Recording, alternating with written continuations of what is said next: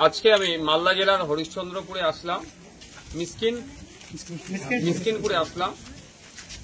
September মাসের 6 তারিখে এলাকার এক ছেলে বছর 42-এর মতি ভাইকে তার রাজস্থানে তারপরে অত্যাচার করেছিল, তাকে ওখানে খুন করে। 3 তারিখ থেকে তার উপরে ক্রমাগত অত্যাচার শুরু হয়েছিল। 6 তারিখে তার ডেথ সার্টিফিকেট হিসাবে 6 তারিখে তার মৃত্যু হয়েছে। তো দুর্ভাগ্যের বিষয়, আজকে আমি বাড়িতে এসে পরিবারের সাথে কথা বললাম। 4 ভাই, তারা পরিবারের সবাই বাইরে থাকে। এই সবে পরিবারটা একটু কাজকাম করে একটা করে একটু উঠার চেষ্টা করছিল, তার মধ্যেই এই বিপর্যয় নেমে আসলো। মতি ভাইয়ের 2টো বাচ্চা আছে, একজন 4 বছর বয়স, একজনের 6 বছর বয়স। একজন স্কুলে যাচ্ছে, একজন স্কুলমুখী হবে। এই পরিবার এখন যেভাবে ভেঙে পড়েছে, আমি সত্যি অবাক লাগছে একটা জিনিস। আমি এসে কথা বলে দেখলাম, এখনো পর্যন্ত এতদিন হয়ে গেল এফআইআর কপিটুকু এদের হাতে পৌঁছায়নি।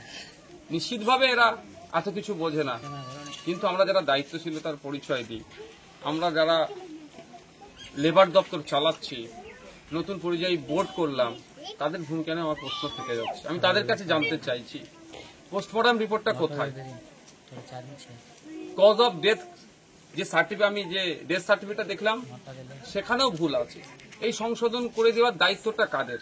এরা তো দিন আনে দিন খায়, এরা কি বুঝবে? সার্টিফিকেটটা তো হাতে পেয়ে গেছে ঠিক কথা, কিন্তু এগুলো তো দেখভালের দায়িত্ব আমাদের পরিযায়ী কল্যাণ পরিষদ, বোর্ড হয়ে গেল, শ্রম দপ্তর কি করছে? তাদের দায়িত্ব তো এগুলো ঠিক করে দেওয়া। এনার স্ত্রী আছে, মতি ভাইয়ের স্ত্রী আছে, ডেথ সার্টিফিকেটে দেখছি স্ত্রীর জায়গায় নীল করা আছে, না করা আছে।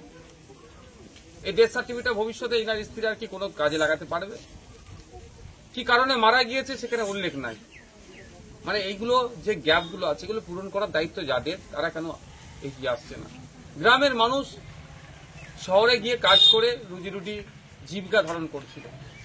আজকে বাংলার শ্রমিকরা ভিন্ন রাজ্যে আক্রান্ত হচ্ছে, কোন জায়গায় পিটিয়ে মেরে দিচ্ছে, কোন জায়গায় গলা কেটে মারছে, কোন জায়গায় বাংলা ভাষা বলার জন্য তাদেরকে ডিস্টার্ব করছে, কোন জায়গায় গোমাংস খাওয়ার অভিযোগ তুলে মেরে দিচ্ছে। এইগুলো খুব বন্ধ হওয়া দরকার।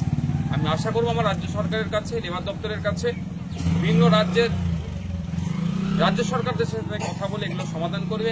আর আমাদের এই মতি ভাইয়ের কেসটা রাজ্য সরকার টেক ওভার করবে, এফআইআর থেকে শুরু করে, পোস্টমর্টম রিপোর্ট থেকে শুরু করে, এবং এই মামলা আমি আজকে বলে গিয়েছি, এখানে প্রয়োজনে মতি ভাইদের পরিবার যদি চাই আমি মামলাটা দেখব, এবং 2 যে বাচ্চা আছে, বাচ্চার পড়াশোনার দায়িত্ব আমি নেব, সেটা আশ্বস্ত করে গেছি। কারণ আমি আশা রাখি আমাদের ভাইজান পিরজাদা আব্বাস সিদ্দিকী ভাইয়ের সাথে কথা বলেছি, উনি আমাকে আশ্বস্ত করেছেন, সেটা বলেছি। কিন্তু আমি আশা করবো এটাই, আমাদের রাজ্য সরকার এই মামলাটা দেখবে। এই মামলা লড়তে যা উকিলের প্রয়োজন হবে, যেখানে আইনি যে সহায়তা লাগবে, মতি ভাইয়ের পাশে দাঁড়িয়ে আমাদের রাজ্য সরকার সম্পূর্ণরূপে সহযোগিতা করবে। আর আগামী দিনে আমার মতি ভাইদের মতো কারো না ওই অত্যাচারের হয়ে, খুন হয়ে বাড়ি ফিরে, তারও দিকটা লক্ষ্য রাখবে।